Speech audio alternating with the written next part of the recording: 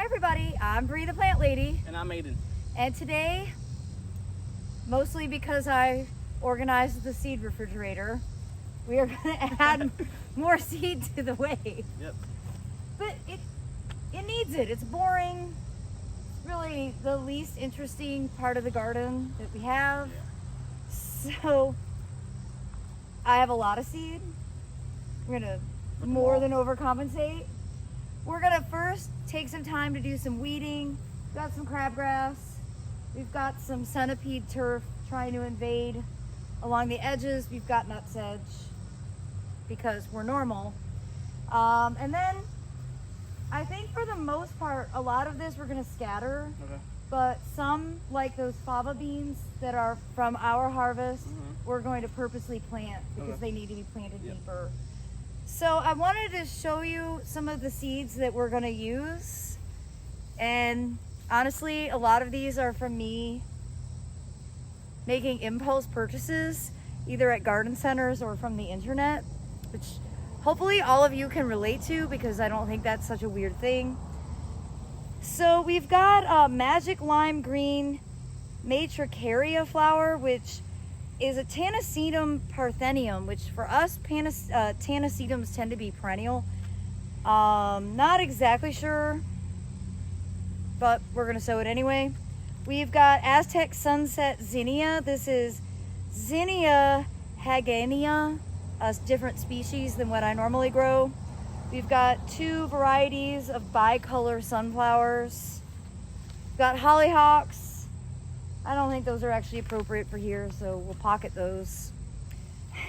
We've got some things that were definitely supposed to go out this spring, but because I lost all these seeds in the mix, here we have the Cobea scandens, the blue cathedral bells. And I bought these last year around this time. We sowed them in the fall. It got cold too early. It'll probably happen the same way, but we're gonna go ahead and use them. Got some more nasturtium because frankly, nasturtiums have actually been really reliable, so we need to soak these. Okay. And then we've got the butterfly pea, which I can't believe I forgot about, but I got the white and the blue. And instead of growing this up on a trellis, we're gonna grow it as a ground cover or attempt to. This is Clitoria ternatia. And then we've got peach zinnia from Carborough, something that I apparently stole last year. And some, let's see, some zinnia, or I'm not zinnia, some nicotiana. We've got jasmine scented nicotiana and Indian peace pipe. And then sunball cressbedia, which is Cressbedia uniflorum, and then the straw flower Helichrysum bracteatum. So again, it's August 5th. Probably should have done this June 5th. And the way plants perform being planted June 5th, days are increasing in day length. August 5th, days are actively decreasing in day length. That plays a huge role in how a plant grows out. So there's really no telling exactly how everything will do. But bottom line is we have the space and we have the seed. So we might as well do it. So I'm gonna put it on time lapse so that you can enjoy watching us sweat it out today on what feels like maybe one of the most humid days of the summer. Very. And that's because we've got Hurricane Donna coming along the coast, getting ready to dump a bunch of rain, which is why we want to get these seeds sown now. Just to give you a close-up, some of the problem plants, nutsedge, lots of nutsedge. Vetch is already starting to grow, such a jerk. Oops, I pulled out some buckwheat. That was just self-sown, but we have some crabgrass in here. Of course, you know, if the deer would leave them alone, the sweet potatoes would have completely covered the ground plane. But as you can see, they're getting nibbled every single day. So, I mean, there's a prime example of, you know, it's not that they're not healthy and happy, it's just they're getting eaten. We do have a few Thailand giant colocasias coming back. They're really small, but kind of cute. And we do have some cosmos that we sowed that have germinated. Everything is small, and in part because it's too shade. you know, and frankly, everything that I have in this seed batch is also more for full sun, but shade's a little bit more challenging. I think I'm just gonna have to cut some trees down. I need it to go back to full sun. So there are some zinnias. Again, everything's small. We probably need to fertilize too. I don't think we fertilized this. No, we didn't. So that'll definitely help, especially with a big rain coming. And this has been driving me crazy where those cosmos are. So we're gonna go ahead and cut those down. I'm not gonna pull them out, we're gonna cut them down. Even though they are flowering, they just look so stupid right along the edge. So just make it so that when I walk out the front door, I don't cringe when I see this bed, because that's what's currently happening.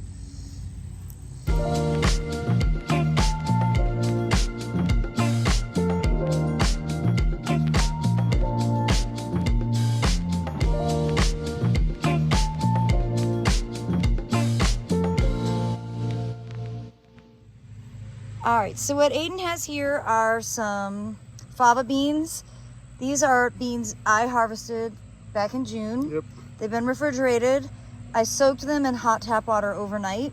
They got weird and foamy, but they're nicely hydrated, which means they will germinate really quickly. And he is just going to demonstrate getting them planted. Large seeds like this need to be planted deeper. Small seeds can be put on the surface. So we're gonna do the larger seeds first, and we're digging the hole using our mattocks. And it doesn't have to be a big hole, just like cavity to drop it in, and then just cover it back up, just like that. So we're gonna go ahead and do a bunch of fava beans kind of through the middle section, and then we will get busy sowing all of the small stuff, just scattering it on top. And we're not gonna water, we're gonna let the rain do its job. Now here are a few more seeds that I think would benefit from soaking in hot tap water. So I'm gonna let these soak for a few hours before I get them planted. Just letting you see the butterfly peas, the cobea, and nasturtium. And I'm just gonna put these all together in a bowl and let them soak for a little while. And realistically, the cobea really didn't need to be soaked. You see, there's those flat seeds, but that's all right.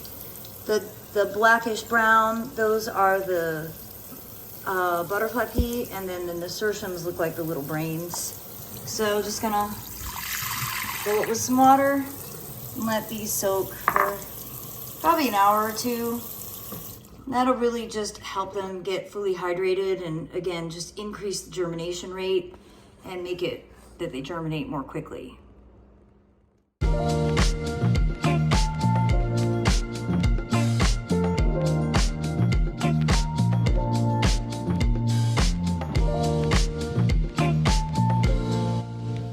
Well, everybody, I think we're about to get a storm.